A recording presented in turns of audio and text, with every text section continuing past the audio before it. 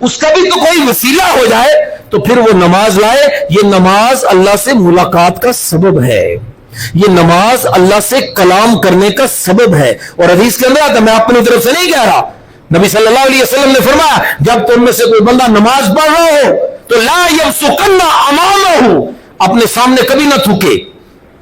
کھنگار آ گیا, تھوک آ گیا, اپنے سامنے نہ تھوکے. لِأَنَّ اللَّهَ أَمَامَهُ, کیونکہ اس وقت اس کے سامنے اللہ ہوتا ہے, اللہ اس کے سامنے ہوتا ہے.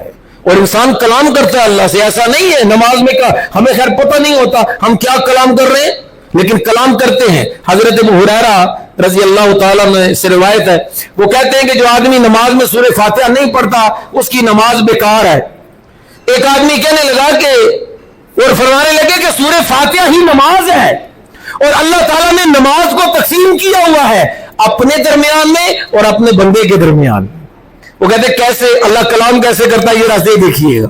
فرمایا جب بندہ سورہ فاتحہ شروع کرتا ہے نا تو بندہ پڑھتا ہے الحمدللہ رب العالمین, تو اللہ تعالیٰ پھر اس کا جواب دیتے ہیں. اس لیے حدیث کے اندر آتا ہے جب تم الحمدللہ رب العالمین پڑھو نا تو تھوڑا سا کیا کرو, وقفہ کرو, تھوڑا سا ٹھہرو, اللہ کی طرف سے جواب آئے گا, وہ جواب تمہارے لیے آئے گا, تھوڑا ٹھہرو. حضور ٹھہر ٹھہر کر پڑھتے تھے, ایک آیت پڑھتے ٹھہر جاتے, پھر آیت پڑھتے پھر ٹھہرتے, پھر آیت پڑھتے پھر ٹھہرتے.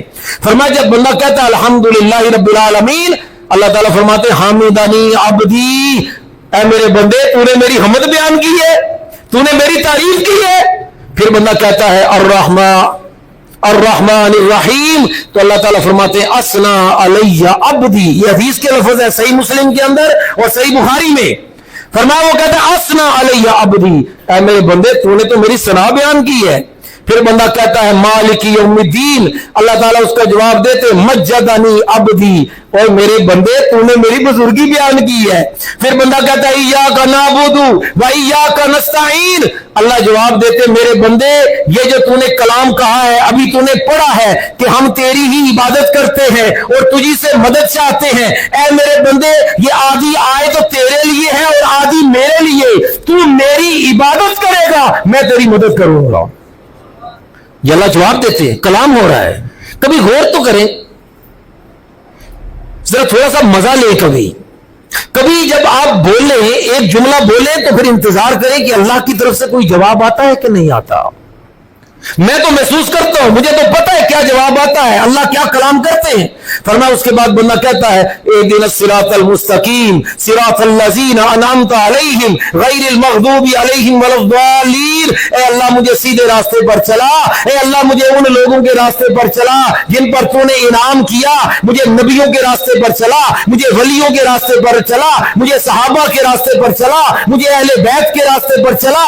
جب بندہ یہ دعا کرتا ہے اے اللہ مجھے گمراہ نہ کرنا, اے اللہ مجھے ان لوگوں کے راستے پر نہ چلانا جن پر تیرا غضب نازل ہوا, بندہ یہ دعا مکمل کرتا ہے نا, اللہ کی طرف سے جواب آتا ہے اے میرے بندے تو نے میری حمد بھی کر دی تھی, ثنا بھی کرتی تھی, تمجید بھی کر دی تھی, عبادت بھی کر دی ہے, اب جو تو نے مجھ سے مانگا میں نے تجھ کو عطا فرما دیا.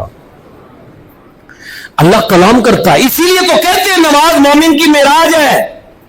یہ نماز انسان کو بلندی پر لے کر جاتی ہے, اور یہی تحفہ لے کر حضور معراج سے آئے تھے اپنی امت کے لیے. یہ معراج کا سبق ہے.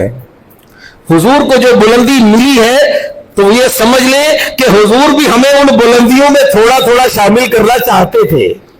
حضور کو ہماری بھی فکر تھی کہ میں تو معراج پہ چلا گیا, میری امت کا کیا بنے گا, میری امت کیسے معراج کرے گی, میری امت کی معراج کیسے کامل ہوگی. تو فرمایا تم چاہتے ہو تم اللہ سے کلام کرو, تم چاہتے ہو کہ اللہ سے ملاقات کرو تو وضو کر کے اللہ کے سامنے نماز میں کھڑے ہو جاؤ, تمہاری اللہ سے ملاقات بھی ہو جائے گی, تمہارا اللہ سے کلام بھی ہو جائے گا. تو میرے بھائیوں, حضور علیہ الصلوۃ والسلام کے اس معراج کے اس سفر کے اندر جو ہمارے لیے تحفہ حضور لائے تھے اس کی قدر کریں. یہ تحفہ ہے, اور تحفے کی قدر جو لوگ کرتے ہیں وہی لوگ بہترین انسان کہلاتے ہیں. اللہ کی طرف سے دیے گئے تحفے کی قدر کریں. اور یہ تحفہ اتنا بڑا تحفہ ہے کہ نبی کریم صلی اللہ علیہ وسلم نے فرمایا کہ قیامت والے دن سب سے پہلے کس کا حساب ہوگا جی, وہ بولو نا یار نماز دا کیوں